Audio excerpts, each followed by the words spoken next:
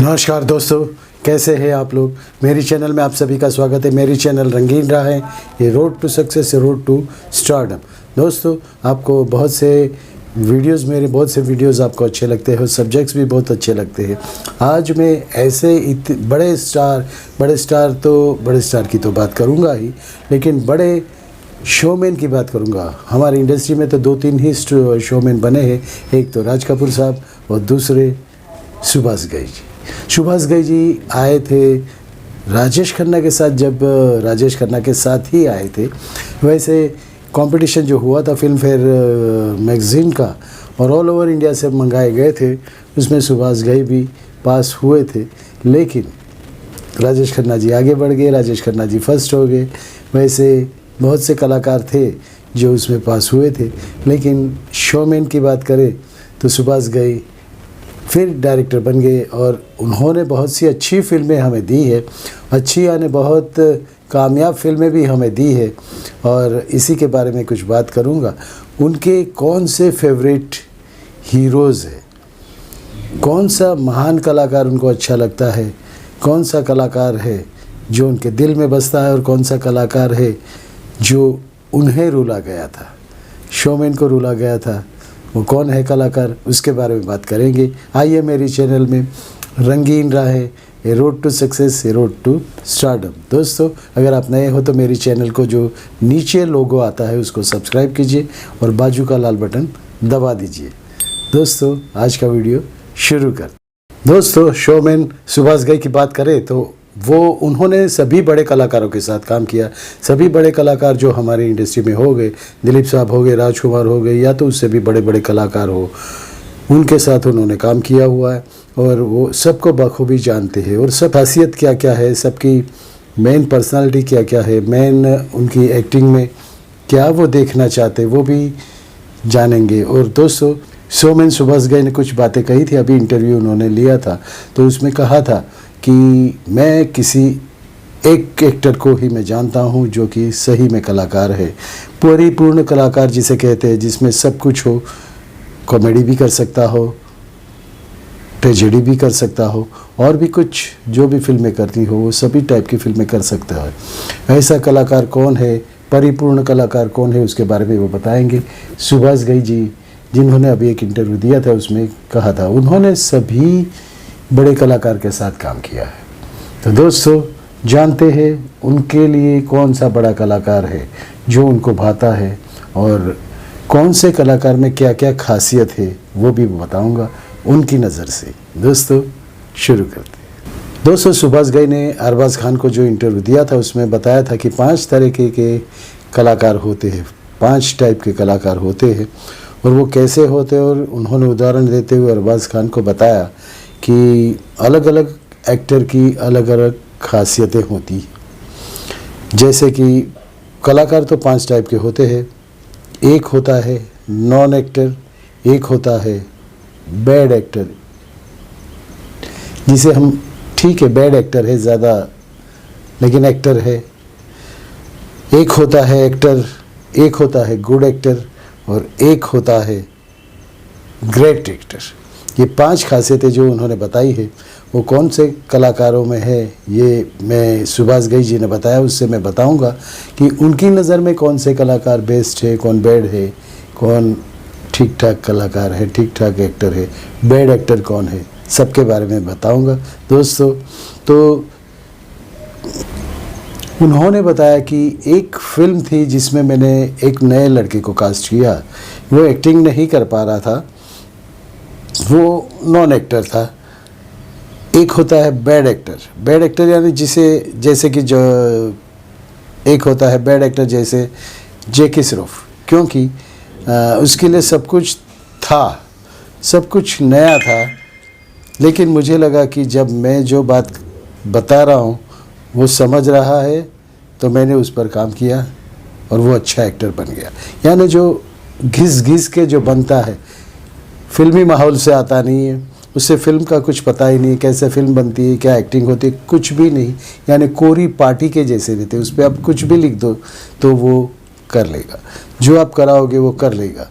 तो जैकी श्रॉफ ऐसा ही एक्टर था। उन्होंने फिल्म बनाई थी हीरो, उसमें जैकी श्रॉफ को लिया था। जैकी श्रॉफ तो ऐड करते थे, तब इन्होंने उनको लिया था ऑपोजिट मीनाक्षी शेषाद्री। तो उसे जैकी श्रॉफ को नॉन एक्टर कहते, क्योंकि वो एक्टर था ही नहीं, उसे ढालना था, कच्ची मट्टी था, और उसे जैसे ढालते थे, जो ढाल दोगे वैसा ही बन जाएगा। तो जैकी श्रॉफ नॉन एक्टर थे। उनकी नज़र में उन्होंने ये भी कहा है कि मैंने जो उसे सिखाया उसके बाद उसने मेहनत की और वो अच्छा एक्टर बन गया, यानी एक्टर बन गया जो कि एक्टर था ही नहीं। और उन्होंने कहा दूसरा जो उनकी नज़र में है, वो एक होते हैं एक्टर जैसे अनिल कपूर। अनिल कपूर को वो जो भी रोल दे दो, कोई भी रोल दे दो, अच्छी तरह से निभाएंगे, बहुत अच्छी तरह से निभाएंगे और कर जाएंगे। यानी गुड एक्टर भी है और अच्छे एक्टर भी है, जिसे हम चाहो वैसा वो काम दे सकते हैं। तीसरा होता है गुड एक्टर। गुड एक्टर वो है जो सीन को समझता है और सीन से बेहतर कर करके दिखाता है। जैसे आपने एक सीन दे दिया, वो सीन समझेगा, वो सीन को जो उन्होंने एक्सपेक्ट नहीं किया था उससे भी ज़्यादा अच्छा एक्टिंग करके दिखाएगा। उसमें जो भी चाहिए वो अपनी तरफ से डाल के वो सीन को और बेहतर बनाएगा। ऐसे एक्टर है शाहरुख खान, जिसे वो अच्छे एक्टर कहते हैं, बेहतर एक्टर कहते हैं। परदेश में इन्होंने जो भी डायलॉग्स लिखे थे, परदेश में जब डायरेक्शन दे रहे थे तो उन्होंने कुछ सीन्स लिखे थे, तो वो सीन्स शाहरुख खान ने इतनी अच्छी तरीके से पेश किए, क्योंकि इन्होंने जो बताया था उससे भी आगे जाके उन्होंने परफॉर्म किया, तो वो गुड एक्टर कहे जाते हैं शाहरुख खान। अब आता है ग्रेट एक्टर, जो लिखे हुए इतना बढ़िया सीन करते हैं कि इंसान रो दे। और ऐसी एक्टिंग उन्होंने किस एक्टर में देखी वो भी बताएंगे। जैसे एक सीन लिखा हुआ है, बहुत अच्छा सा सीन लिखा हुआ है, वो सीन को समझता भी है, वो सीन को परफॉर्म भी करता है, लेकिन परफॉर्म करते करते सामने वाले के दिल को छू जाता है, सामने वाले को रुला के रख देता है। इतनी अच्छी एक्टिंग करते हैं। ऐसी ही अच्छी एक्टिंग करने वाले एक ही एक्टर है जिनको सुभाष घई जी मानते हैं, दिलीप कुमार साहब।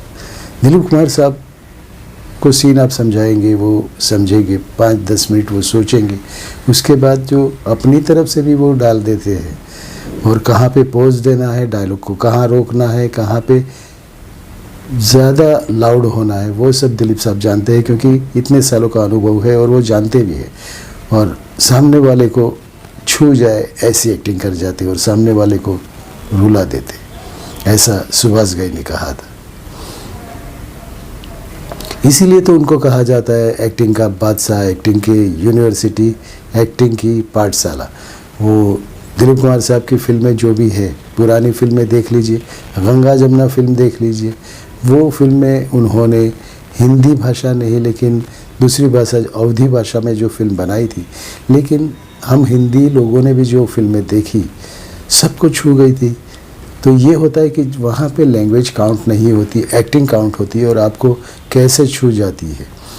एक्टिंग तो बोले बिना भी कर सकते हो, जैसे कि संजीव कुमार साहब ने की थी, संजीव कुमार और जया भादुरी ने फिल्म की थी, उसमें उन्होंने एक भी डायलॉग नहीं बोला था, लेकिन उन्होंने एक्टिंग से हमें समझा दिया था कि वो क्या कहना चाहते हैं, और सामने वाले को पूरा असर हुआ था उसका, लोगों को रुलाया भी था, हंसाया भी था, तो उसे एक्टिंग कहते। तो वो इन सब को दिलीप कुमार साहब, संजीव कुमार साहब को एक्टर कहते हैं। बोलते वो सिर्फ अपनी आँखों से बोलते हैं, अपनी ज़ुबान की ज़रूरत नहीं होती, सिर्फ आँखों से आपको देख लेंगे तो आपको पता चल जाएगा वो क्या कहना चाहते। बहुत से सीन ऐसे हुए शक्ति फिल्म में, जिसमें दिलीप कुमार साहब और अमिताभ बच्चन थे। तो जब अमिताभ के डायलॉग थे, इनके डायलॉग नहीं थे, इनको सिर्फ एक्सप्रेशन देना था दिलीप साहब को, तो लेकिन उन्होंने सिर्फ आँखों से जो भी बात कही है तो सामने वाले को छू जाती है, तीर के जैसे चुभती है। तो दोस्तों ये कहते हैं एक्टिंग।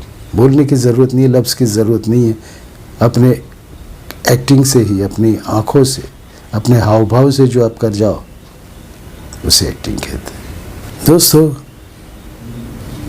सुभाष घई ने जो कहा वो सच्ची बात है। दिलीप कुमार साहब और संजीव कुमार साहब जो जिस दर्जे के वो कलाकार हैं, वैसा शायद अब तक तो कोई हुआ नहीं। इतनी गहराई से एक्टिंग को छूना, इतनी गहराई से कहानी को पकड़ना और पर्दे पे पेश करना। फिल्म हम देखने जाते तो हम क्या देखते हैं, हमारे बीच में क्या होता है, हम होते हैं, बीच में पर्दा होता है और वो पर्दे पे एक्टर होता है। तो एक्टर पर्दे से आपके दिल तक कैसे पहुंच जाता है, डायलॉग से पहुंच जाता है।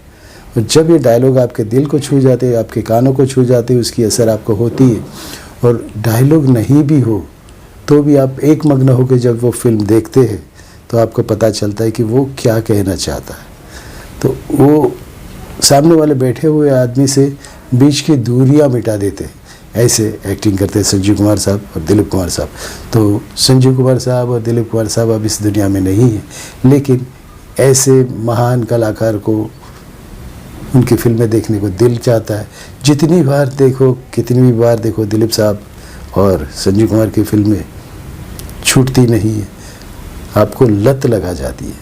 तो सुभाष घई जी के बारे में बताऊंगा। वो भी फिल्म में हीरो बनने आए थे, लेकिन बाद में वो डायरेक्टर बन गए। कालीचरण से उन्होंने पहले डेब्यू किया था।